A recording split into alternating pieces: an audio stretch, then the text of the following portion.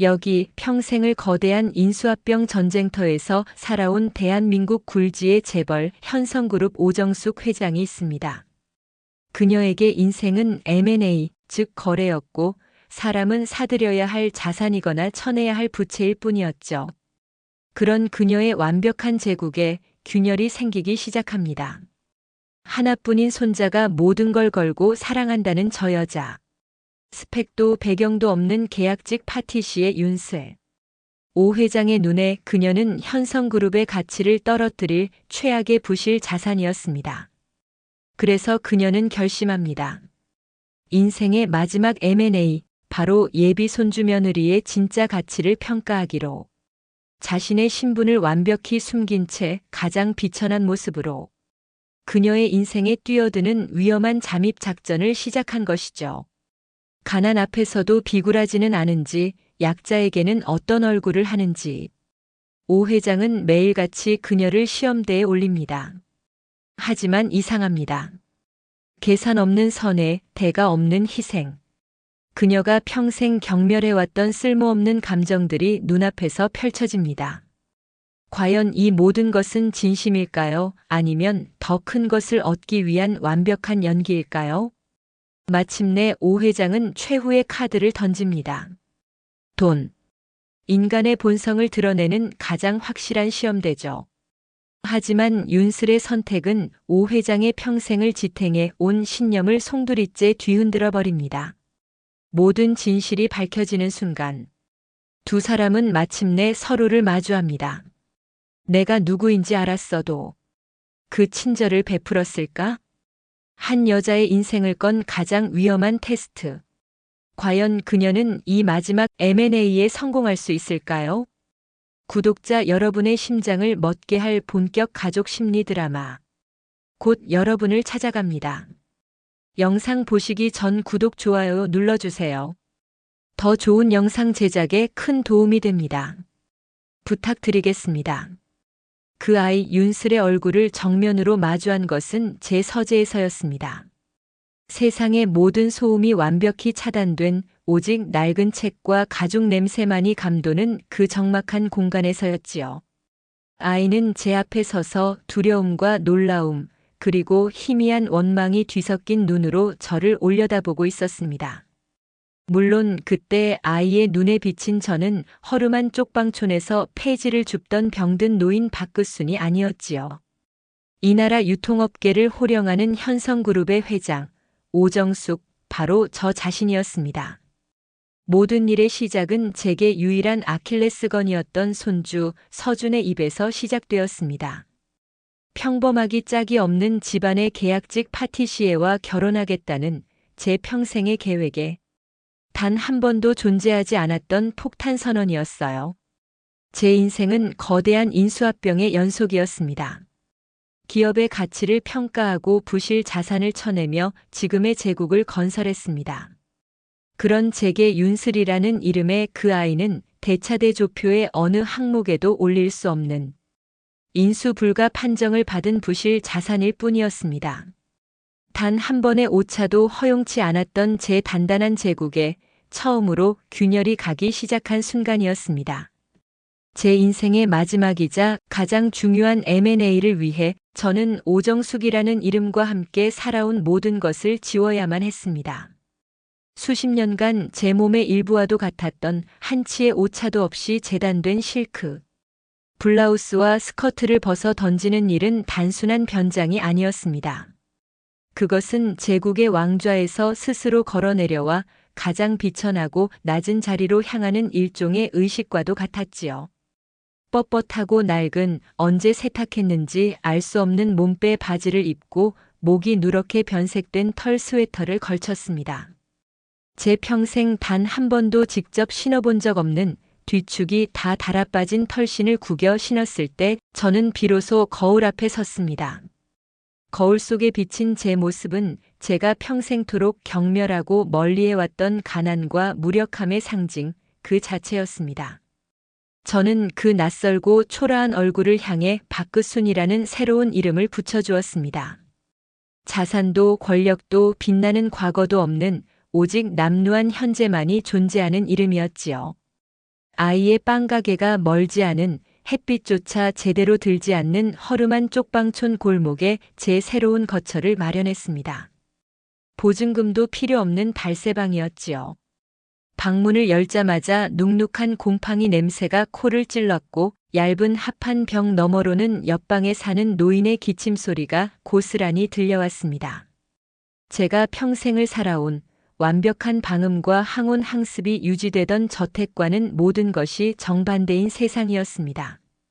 하지만 이런 열악한 환경이야말로 아이의 본질을 꿰뚫어 볼 수 있는 가장 완벽한 무대라고 생각했습니다. 인간이란 본래 자신보다 약하고 보잘것없는 존재 앞에서 가장 쉽게 가면을 벗어 던지는 법이니까요. 저는 그곳에서 아이의 진짜 가치를 평가할 실사 보고서의 첫 장을 펼쳤습니다. 첫 번째 시험은 아주 치밀하게 계획되었습니다. 아이가 매일 아침 가게 문을 열고 청소를 하는 시간을 정확히 계산해 저는 폐지가 위태롭게 쌓인 낡은 리어카를 끌고 가게 앞을 지나갔습니다. 그리고 아이의 시선이 제게 머무는 바로 그 순간 보란듯이 발을 헛디디는 척하며 크게 넘어졌지요. 낡은 리어카가 균형을 잃고 쓰러지면서 밤새 고생하며 모은 폐지들이 더러운 길바닥으로 요란한 소리를 내며 쏟아졌습니다. 이것이 제가 설계한 첫 번째 접근이었습니다. 제가 아는 세상의 법칙대로라면 대부분의 사람들은 잠시 혀를 차거나 못 본 척 고개를 돌려 제 갈 길을 갈 것이라 예상했지요. 하지만 그 아이는 제 평생의 데이터베이스에 없는 유형의 인간이었습니다. 한치의 망설임도 없이 가게에서 뛰쳐나와 제게로 달려왔어요. 어르신 괜찮으세요? 라며 제 팔을 붙잡아 일으키는 아이의 손길에는 조금의 거리낌이나 계산이 느껴지지 않았습니다. 저는 아픈 기색을 역력히 드러내며 쉽게 일어나지 못하는 연기를 계속했습니다.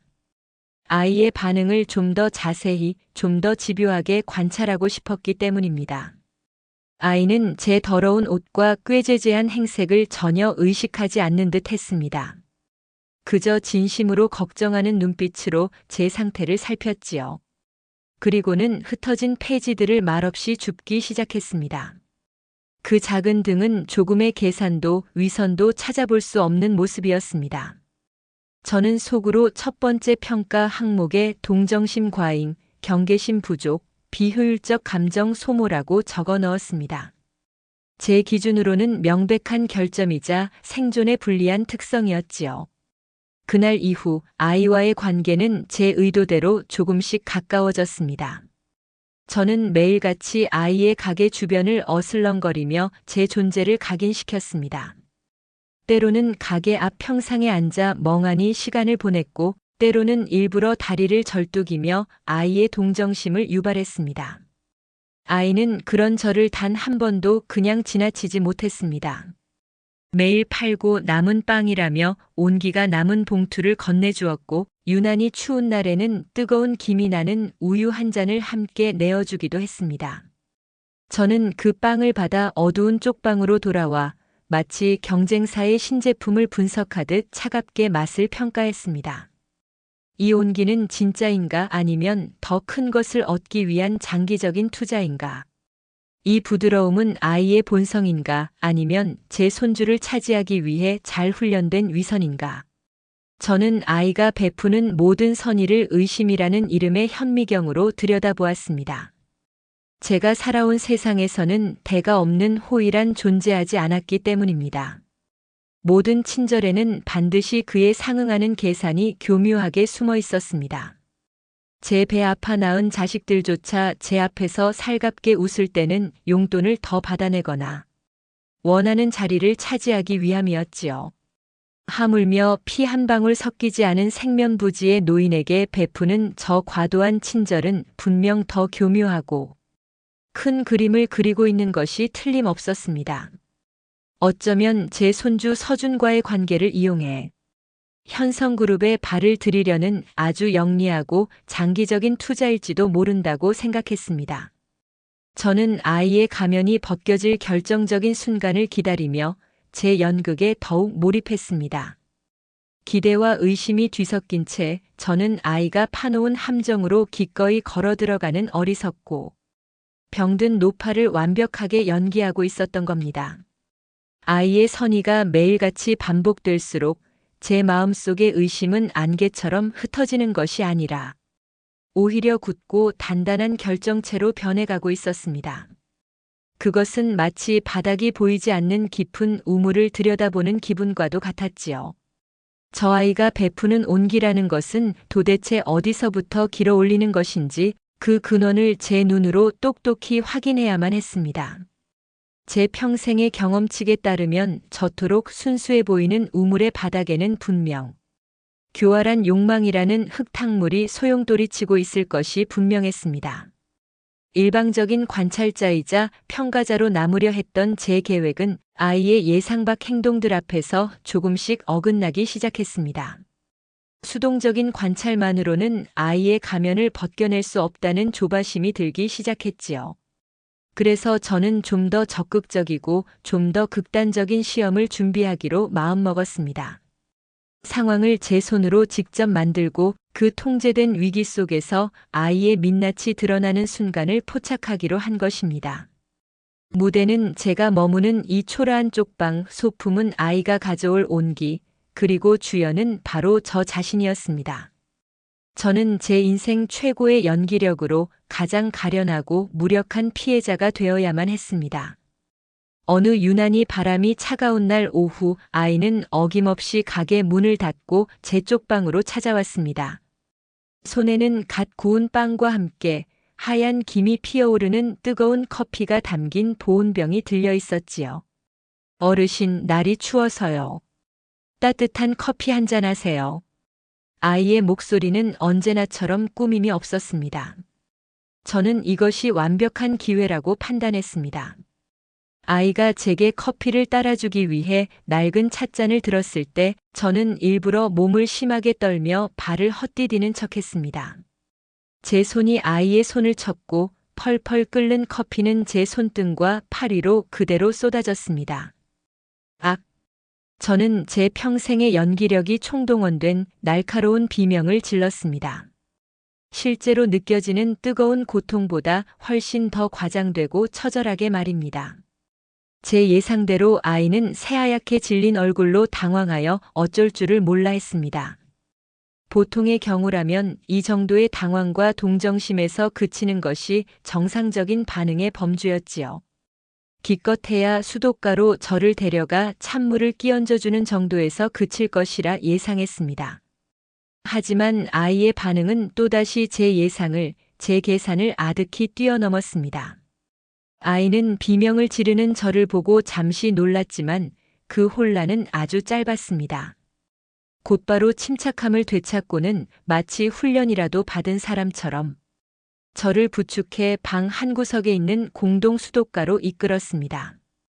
그리고는 제 손을 차가운 물줄기 아래에 받쳐 들고는 붉게 달아오르는 피부의 화기를 식히기 시작했습니다. 그 모든 과정이 망설임 없이 신속하고 정확했습니다. 잠시 후 아이는 이 정도로는 안 되겠다고 판단했는지 어르신, 잠시만, 아주 잠시만 여기 계세요. 라는 말을 남기고는 쏜살같이 밖으로 뛰쳐나갔습니다. 저는 홀로 남아 차가운 물줄기에 손을 맡긴 채 아이의 다음 행동을 예측하려 애썼습니다. 가게로 돌아가 일을 마저 하려는 것일까? 아니면 이 귀찮은 상황을 외면하기 위해 도망친 것일까? 하지만 몇 분 지나지 않아 아이는 숨을 헐떡이며 다시 제 앞에 나타났습니다. 아이의 손에는 약국 봉투가 들려 있었고 그 안에는 화상 전용 연고와 소독거즈, 붕대 같은 것들이 들어 있었습니다. 아이는 자신의 월급으로는 분명 부담스러울, 가장 효과가 좋아 보이는 비싼 연고를 제 손에 정성껏 발라주었습니다. 그 작은 손은 조금 떨리고 있었지만 제 상처를 대하는 손길은 더없이 조심스럽고 진중했습니다. 그 순간 제 머릿속에서 무언가 잘못되고 있다는 날카로운 경고음이 울렸습니다. 이것은 단순한 동정심이나 순간적인 선의가 아니었습니다. 이것은 명백한 희생이었습니다. 자신의 시간과 돈, 그리고 감정을 기꺼이 소모하는 행위였지요. 제가 아는 세상의 거래 원칙으로는 도저히 설명할 수 없는 손해보는 장사였습니다. 저 아이의 선의는 과연 진짜일까? 제 평생을 지탱해 온 인간에 대한 불신과 모든 관계를 비용으로 환산하던 제 계산법이 저 이름 없는 아이의 작은 손길 앞에서 송두리째 흔들리고 있었습니다. 이것은 갈등의 시작이었습니다. 아이와 저의 갈등이 아닌 제 자신과 제가 평생 믿어왔던 세상과의 첫 번째 균열이자 갈등이었습니다. 제 안에서 시작된 균열은 아이의 이해할 수 없는 희생 앞에서 더 이상 봉합할 수 없는 수준에 이르렀습니다. 제 평생을 지탱해온 견고한 성벽이 저 이름 없는 아이의 작은 선해 앞에서 모래성처럼 허물어지고 있었습니다. 저는 이 모든 혼란을 잠재우고 제 세상의 질서를 다시 바로 세울 가장 확실하고 원초적인 시험을 감행하기로 결심했습니다. 그것은 바로 돈이었습니다. 제 평생 돈 앞에서 무너지지 않는 인간을 본 적이 없었고 돈의 유혹 앞에서 끝까지 자신의 신념을 지키는 위인을 만나본 적도 없었습니다. 돈은 인간의 가장 깊은 욕망을 들춰내는 가장 정직한 시약이자 모든 관계의 가치를 평가하는 절대적인 저울이었습니다. 저는 제 개인 금고에서 갓 인쇄된 5만 원권 지폐 100장을 꺼내 들었습니다. 총 500만 원. 이 돈이면 아이의 몇 달치 월급에 해당하는 결코 적지 않은 액수였지요. 저는 그 빳빳한 지폐들을 낡고 해진 제가 밥그순을 연기하며 소품으로 사용하던 싸구려 지갑 안에 쑤셔 넣었습니다. 이 지갑은 이제 단순한 소품이 아니었습니다. 그것은 아이의 본성을 겨누는 한 자루의 총이었고 아이의 진심을 해부할 날카로운 메스였습니다. 가난이라는 혹독한 현실 앞에서 아이가 그토록 지키려 했던 선의가 얼마나 허약하고 보잘것없는 것인지 저는 제 눈으로 똑똑히 확인하고 싶었습니다. 계획은 단순했지만 그만큼 성공을 확신했습니다. 저는 늦은 오후 손님이 거의 끊긴 시간을 노려 아이의 빵 가게로 향했습니다. 저는 일부러 빵을 고르는 척하며 가게 구석, 아이의 시선이 잘 닿지 않는 테이블 근처를 서성였습니다. 그리고 아이가 잠시 창고로 들어간 바로 그 틈을 타 지갑을 바닥에 떨어뜨렸습니다.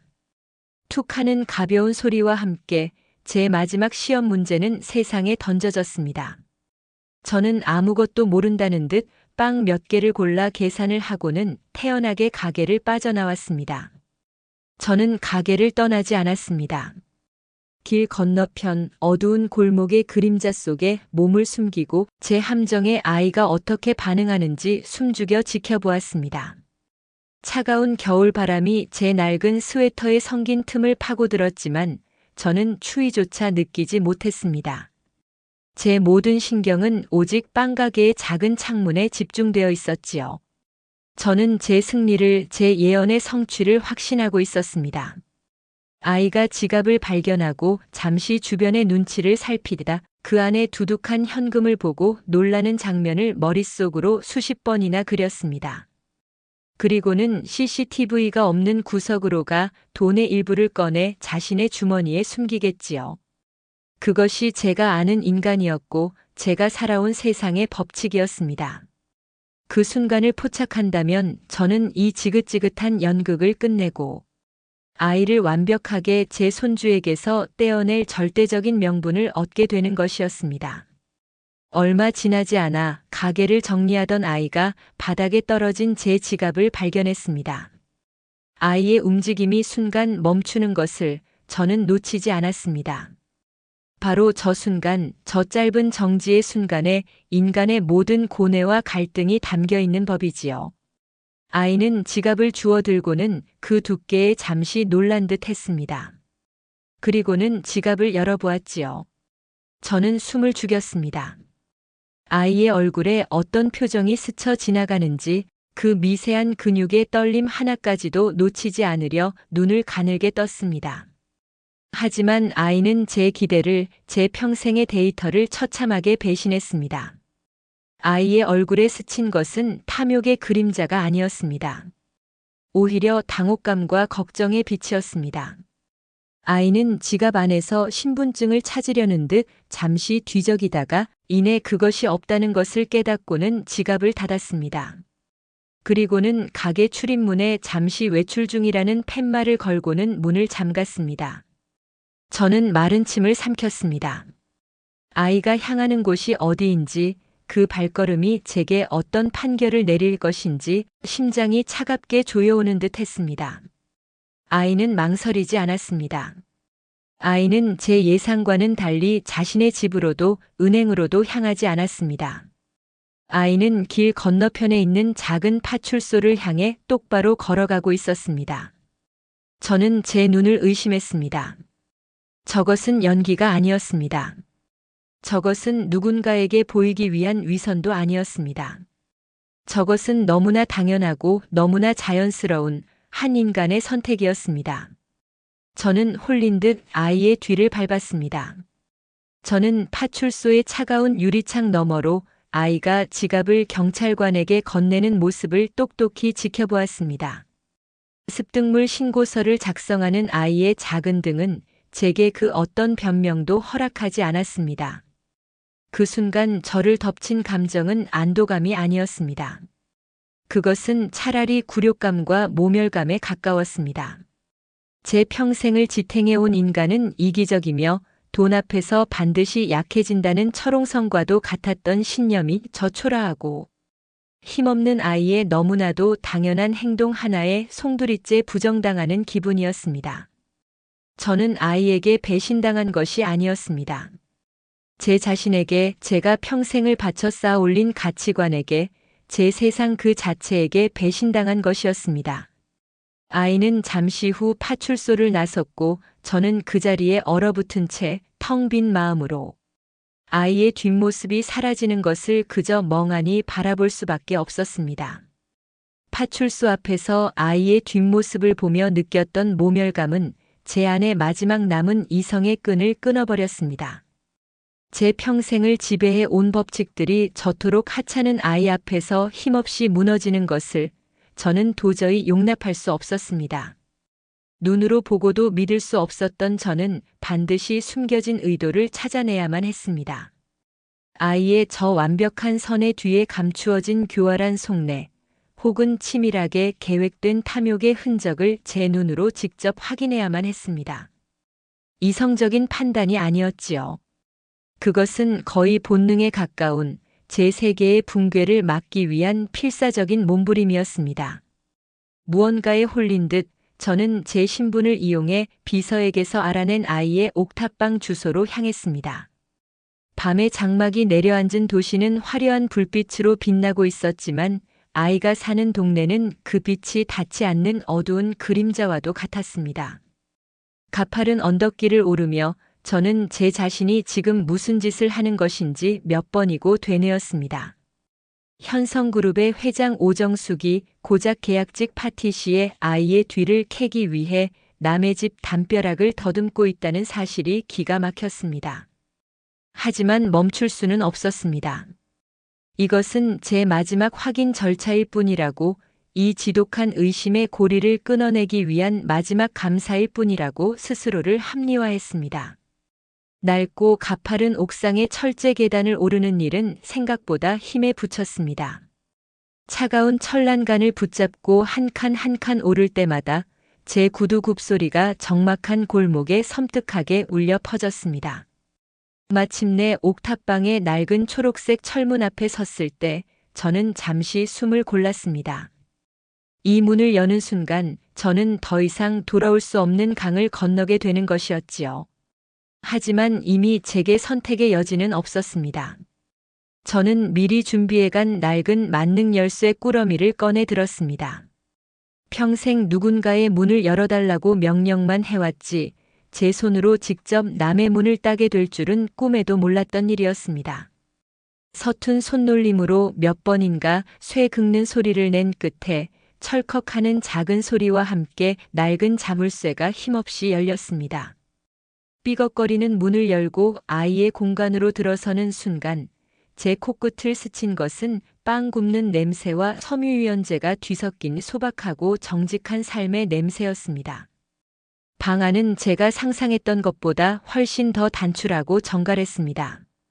제가 사는 저택의 그 어떤 방보다 작았지만 그 공간에는 사람이 살아가는 온기가 있었습니다.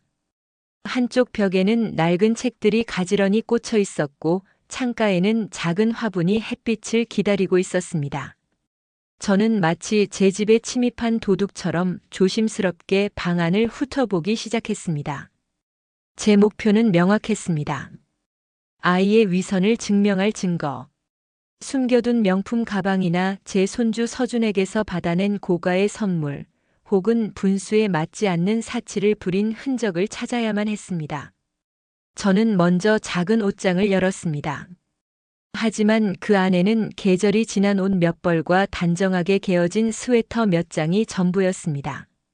제가 아는 그 어떤 명품 브랜드의 로고도 찾아볼 수 없었지요. 화장대 서랍을 열어보았지만 그곳에도 값비싼 화장품 대신 저렴한 기초 제품 몇 가지만이 놓여 있을 뿐이었습니다. 제 수색은 점점 더 집요해졌습니다. 침대 밑과 책상 서랍, 심지어는 낡은 냄비 안까지 뒤졌지만 제가 찾던 증거는 어디에도 없었습니다. 아이의 공간은 마치 그 아이의 삶처럼 너무나 투명하고 깨끗했습니다. 좌절감과 허탈감에 휩싸여 마지막으로 책상 위에 시선을 돌렸을 때 제 눈에 들어온 것이 바로 그 낡은 일기장이었습니다. 초등학생들이나 쓸 법한 촌스러운 그림이 그려진 평범한 노트였지요. 저는 한치의 망설임도 없이 그 일기장을 펼쳐들었습니다. 타인의 가장 내밀한 공간을 침범했다는 죄책감 따위는 없었습니다. 이것은 제 마지막 희망이었으니까요. 일기장의 첫 장부터 마지막 장까지 저는 미친 듯이 페이지를 넘겼습니다. 그 안에는 제가 그토록 찾아 헤매던 허영이나 불만, 혹은 부자에 대한 시기심 같은 것은 단 한 줄도 없었습니다. 대신 고단했던 하루의 기록과 새로운 빵 레시피에 대한 고민, 그리고 몇 해 전 돌아가신 부모님에 대한 사무치는 그리움 같은 것들이 삐뚤빼뚤한 글씨로 빼곡히 적혀 있었지요. 그리고 제 손주 서준에 대한 진실하고 소박한 사랑의 언어들이 담겨 있었습니다. 함께 먹었던 떡볶이가 얼마나 맛있었는지, 서준의 웃는 모습이 얼마나 자신을 행복하게 하는지.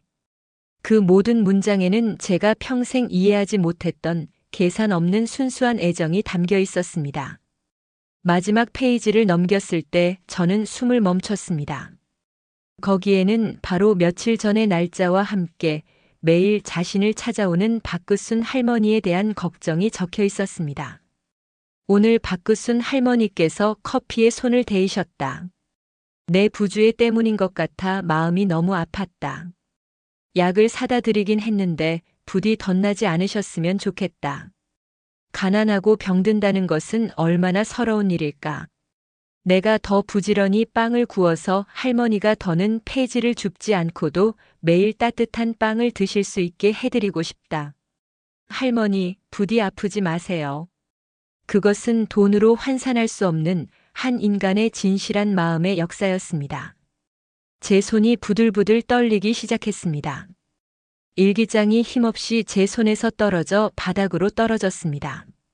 저는 증거를 찾으러 왔다가 제 자신이 틀렸다는 가장 완벽하고 잔인한 증거와 마주하고 말았습니다.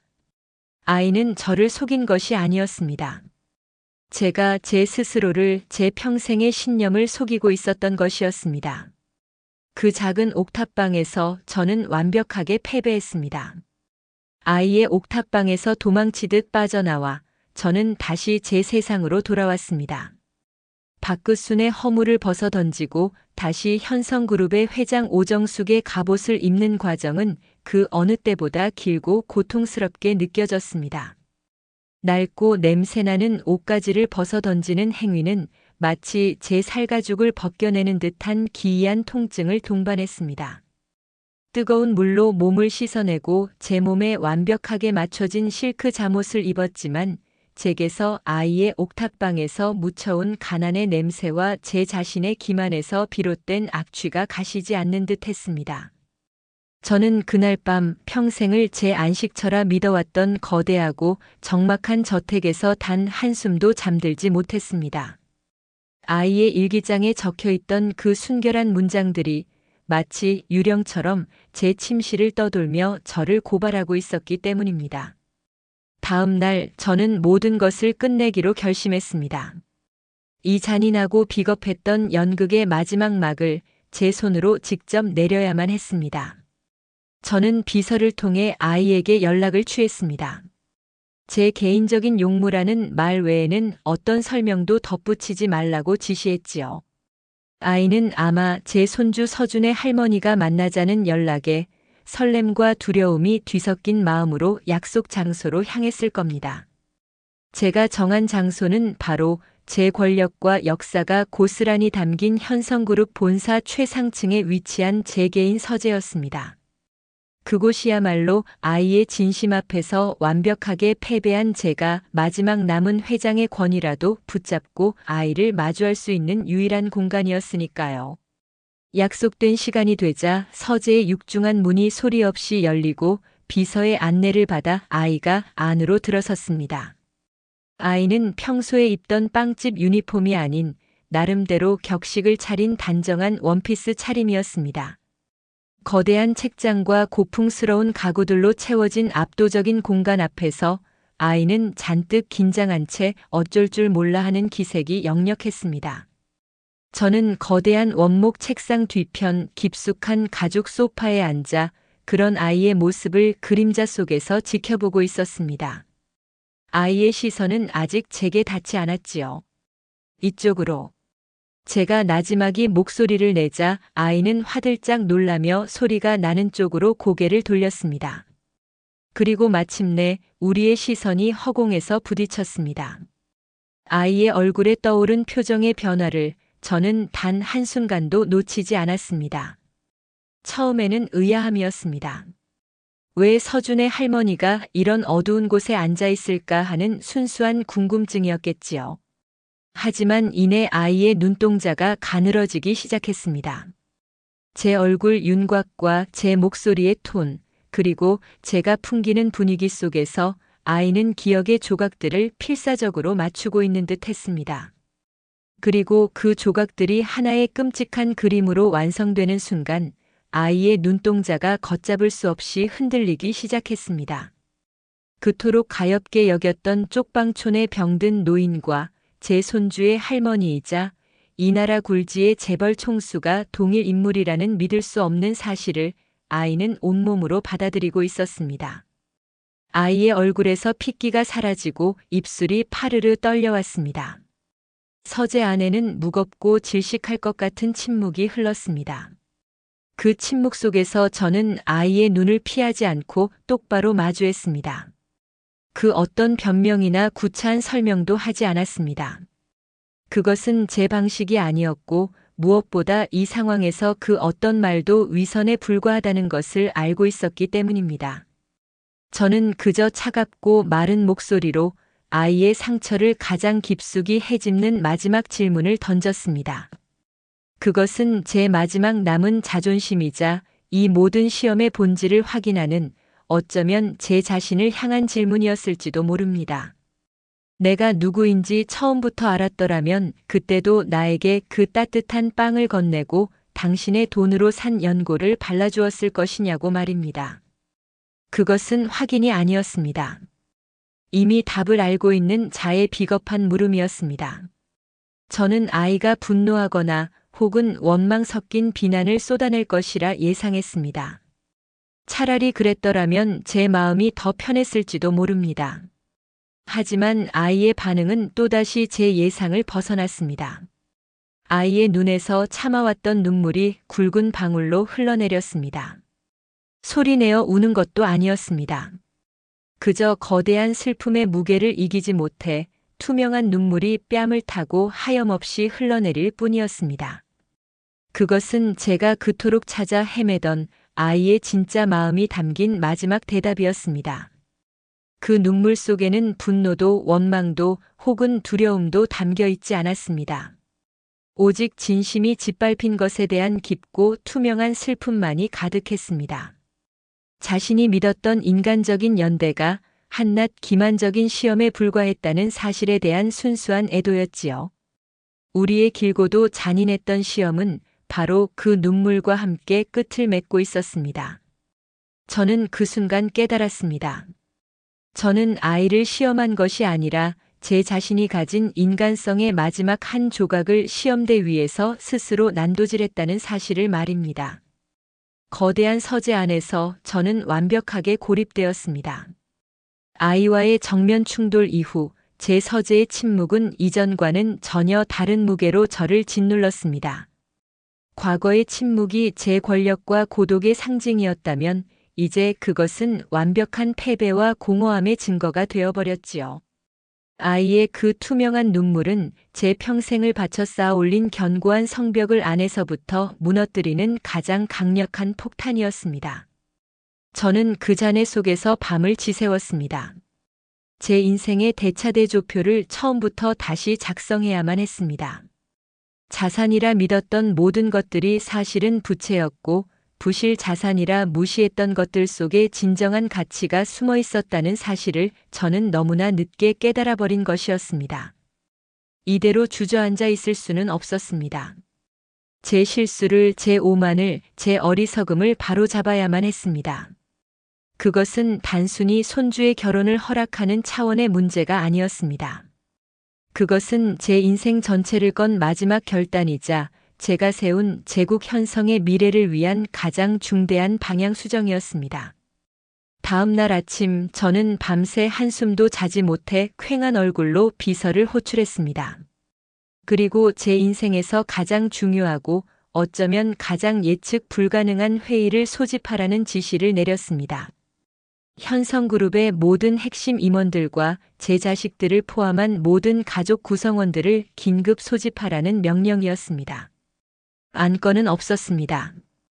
그저 회장 특별 지시라는 말만 전하라고 했지요. 소집 명령이 내려지자 그룹 전체가 술렁이기 시작했습니다. 모두가 그 이유를 짐작하고 있었을 겁니다. 마침내 올 것이 왔다고 냉혈한 오 회장이 그 근본 없는 계집아이를 내치기 위한 마지막 절차에 들어갔다고 말입니다. 특히 제 아들, 즉 서준의 외삼촌은 이번 기회에 눈엣 가시 같던 조카를 올가매고 자신의 입지를 다질 생각에 벌써부터 의기양양해하고 있었을 것이 뻔했습니다.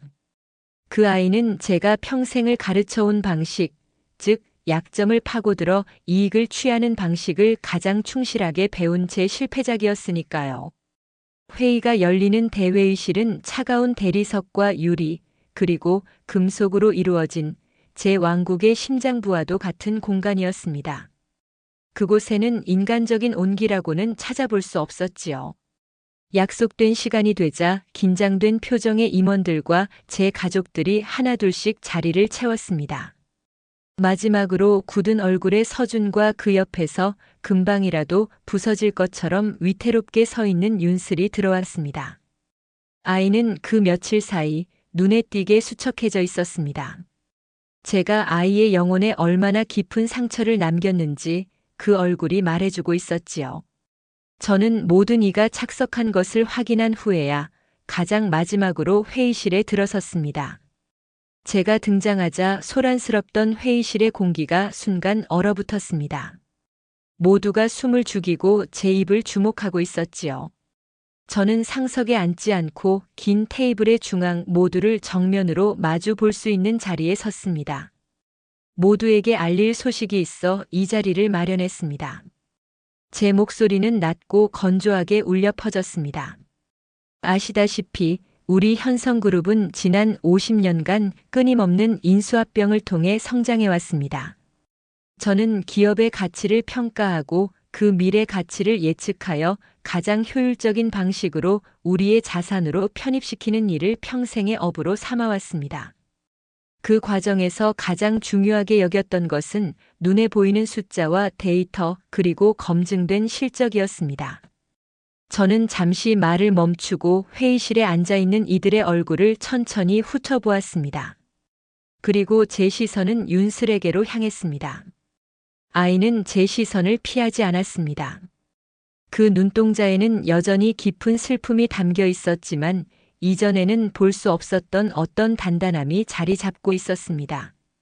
최근 저는 제 인생에서 가장 중요한 M&A를 진행했습니다. 인수 대상은 바로 이 자리에 있는 윤슬 양이었습니다.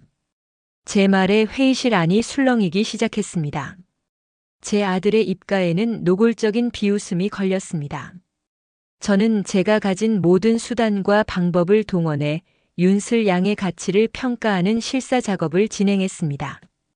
재무 상태, 배경, 성장 가능성, 그리고 인성에 이르기까지 아주 집요하고 때로는 비열한 방식으로 그 가치를 측정했지요. 그리고 오늘 그 최종 결과를 여러분 앞에서 발표하고자 합니다. 모두가 침을 삼켰습니다. 서준은 윤슬의 손을 책상 밑에서 굳게 잡고 있었습니다. 평가 결과 윤슬 양은 우리 현성그룹이 지금까지 단 한 번도 확보하지 못했던 가장 중요한 무형 자산을 보유하고 있다는 결론을 내렸습니다. 그것은 돈으로 살 수 없는 진심, 계산하지 않는 선해, 그리고 상처를 보듬는 온기입니다. 제가 평생을 경시하고 부실 자산이라 치부했던 바로 그 가치들이 사실은 우리 그룹이 100년 기업으로 나아가기 위해 반드시 확보해야 할 핵심 자산이라는 것을 저는 윤슬 양을 통해 깨달았습니다. 어머니, 지금 제정신이십니까? 결국 제 아들이 참지 못하고 자리에서 벌떡 일어나 소리쳤습니다. 고작 저런 애송이 계집에게 넘어가서 그룹의 미래를 말씀하시는 겁니까? 저 아이가 가진 게 도대체 무엇입니까? 배경도 학벌도 가진 것이라고는 아무것도 없는. 저는 아들을 향해 차갑게 고개를 돌렸습니다. 바로 그것이다. 너는 내가 평생을 가르쳤지만 가장 중요한 것은 배우지 못했구나. 눈에 보이는 것만이 전부가 아니라는 사실을 말이다. 나는 오늘 서준과 윤슬 양의 결혼을 승인하는 것을 넘어 윤슬 양을 우리 현성그룹의 새로운 가족이자 우리 그룹이 나아가야 할 새로운 가치의 상징으로 공식적으로 받아들이기로 결정했다. 이것은 내 마지막이자 가장 중요한 경영 결정이다. 반대하는 사람은 현성을 떠날 준비를 해야 할 것이다.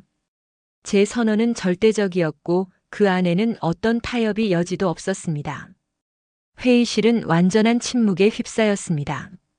아들은 얼굴이 불그락푸르락해진 채 자리에 주저앉았고 임원들은 서로의 눈치만 살피고 있었지요. 저는 제 평생을 지배해온 낡고 차가운 신념을 제 손으로 직접 부수는 중이었습니다. 그것은 제 인생에서 가장 혁명적인 결단이자 가장 고통스러운 자기부정이었습니다. 하지만 이상하게도 마음 한구석이 시원해지는 기분이 들었습니다. 제 인생의 가장 거대했던 부실 자산, 바로 제 자신을 정리하는 가장 성공적인 구조조정을 단행한 순간이었습니다. 서준과 윤슬의 결혼식 날이었습니다. 저는 화려한 예식장의 가장자리, 사람들의 소란과 행복이 한 발짝 비껴나간 곳에 그림자처럼 서 있었습니다. 세상 가장 행복한 얼굴로 서로를 마주보며 웃고 있는 두 아이의 모습은 마치 제가 한 번도 살아보지 못한 다른 세상의 풍경화처럼 비현실적으로 아름다웠지요. 제 인생의 계획에 없던 불협화음이었던 아이가 이제는 제 메마른 세상에 울려 퍼지는 가장 아름다운 음악이 되어 있었습니다. 저는 그저 그 눈부신 광경을 제 눈에 그리고 제 마음에 새기듯 담담히 바라볼 뿐이었습니다. 제 역할은 그것으로 충분하다고 생각했지요. 그때였습니다. 제 옆으로 조용히 다가온 아이가 아무 말 없이 제 손을 조심스럽게 잡아주었습니다. 아이의 손은 참으로 따뜻했습니다. 지난 몇 달간 박그순의 모습으로 아이가 건네주던 빵 봉투에서 느껴지던 바로 그 온기와도 같았지요. 제 손은 평생 차갑기만 했습니다. 수많은 계약서에 사인을 하고 수십 개의 기업을 움켜쥐고 때로는 제 자식들의 뺨을 매정하게 내리쳤던 제 손은 단 한 번도 따뜻한 온기를 품어본 적이 없었습니다. 저는 평생 무언가를 얻기 위해 빼앗고 지배하기 위해 차가운 손을 내밀며 살아왔습니다. 온기를 나눈다는 것이 어떤 의미인지, 조건 없이 무언가를 받아들인다는 것이 어떤 기쁨인지 알지 못했지요. 제 차가운 손을 감싸 안은 아이의 온기를 느끼며 저는 비로소 깨달았습니다. 제 인생의 가장 성공적이었던 M&A는 천문학적인 액수가 오고 갔던 거대한 기업이 아니라 바로 한 사람의 진실한 마음을 얻는 것이었다는 사실을 말입니다. 저는 아이의 마음을 인수하려 했습니다. 가치를 평가하고 자산과 부채를 따지고 위험 요소를 제거하려 했지요. 하지만 결국 아이는 제게 인수된 것이 아니었습니다. 오히려 제가 아이의 그 따뜻한 세상 속으로 편입된 것이었습니다. 그것은 제 인생 최초의 그리고 완벽한 역인수합병 M&A였습니다. 아이의 손을 잡고 서서 저는 제 과거를 돌아보았습니다. 숫자와 실적만이 유일한 진리였던 세상. 의심이 가장 안전한 방패였고 감정은 가장 불필요한 비용이었던 세상. 그 철옹성 같던 세상 속에서 저는 단 한 번도 행복했던 적이 없었습니다. 언제나 무언가를 더 얻어야 했고 더 지켜내야 했으며 더 의심해야만 했으니까요. 저는 제 스스로를 의심이라는 이름의 가장 견고한 감옥 속에 가두고 그 안에서 외로운 왕으로 군림해왔던 것입니다.